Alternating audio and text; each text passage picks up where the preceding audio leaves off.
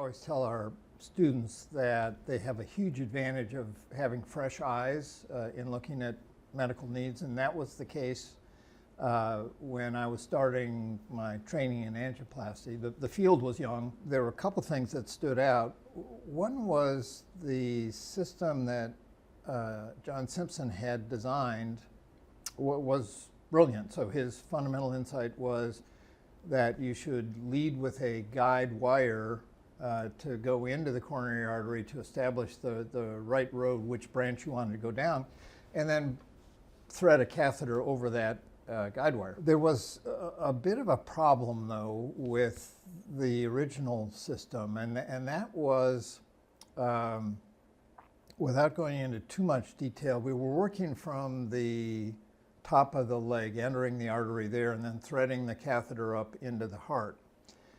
What that meant was that the guide wire needed to be really long. The catheters were about 3.5 feet long. You had to have enough guide wire outside of the leg to accept the whole length of the catheter, which means that the guide wires were 10 feet long. And it meant that 2 people were required to do the procedure. There wasn't a lot of tolerance. A few millimeters of movement inside the heart would be problematic. You could lose the position. The lead operator could move the balloon without remembering to tell you, and then you lost the position of the guide wire. Guess whose fault it was if the position of the guide wire got lost? It was the flunky that is me, you know, at the foot of the patient. You had to go in with the wire again, and sometimes that was really hard to find the right spot. I was looking at that and I thought, surely there's a better way of doing this. And after thinking about it for a while, I realized that the only place where the catheter had to be over the guide wire was inside the heart, a short distance. And after that distance, the guide wire could exit the catheter. And the reason that that's important is that meant that for the operator, instead of 2 people, it could be 2 hands. You know, one hand on the guide wire, one hand on the balloon catheter. You made the procedure much easier, didn't have to have that second person working. The senior operator could move the balloons up and down. And I should be clear that in the procedures you used multiple balloons, and so you wanted to move those in and out quickly, and so we called this new system the rapid exchange system for that reason. Exchanging one balloon for another. Exactly.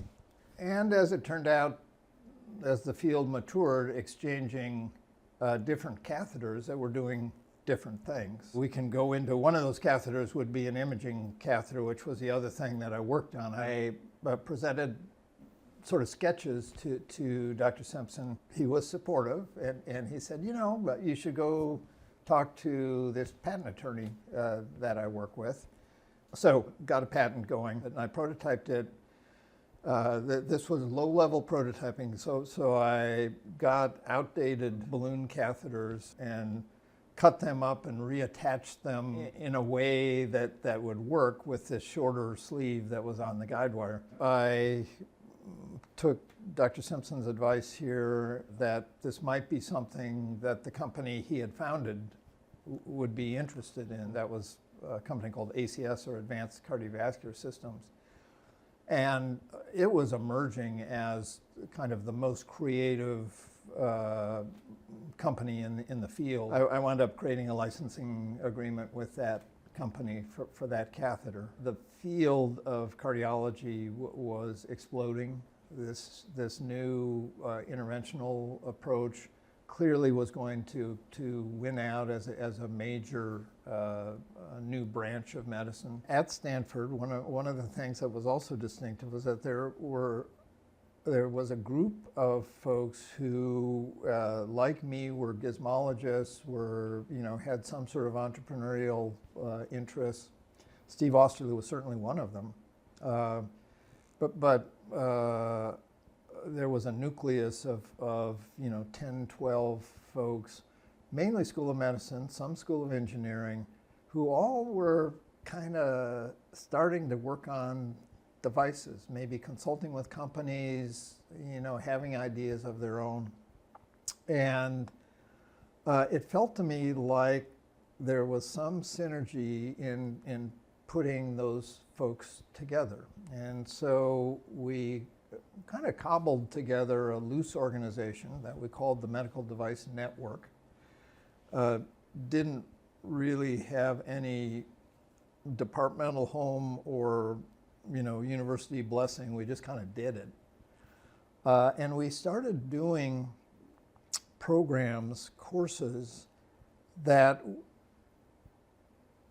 reflected the kind of training that I had got. It just felt like there was nobody else who was going to do it, and it was really important. Nobody knew that, and so let's do it.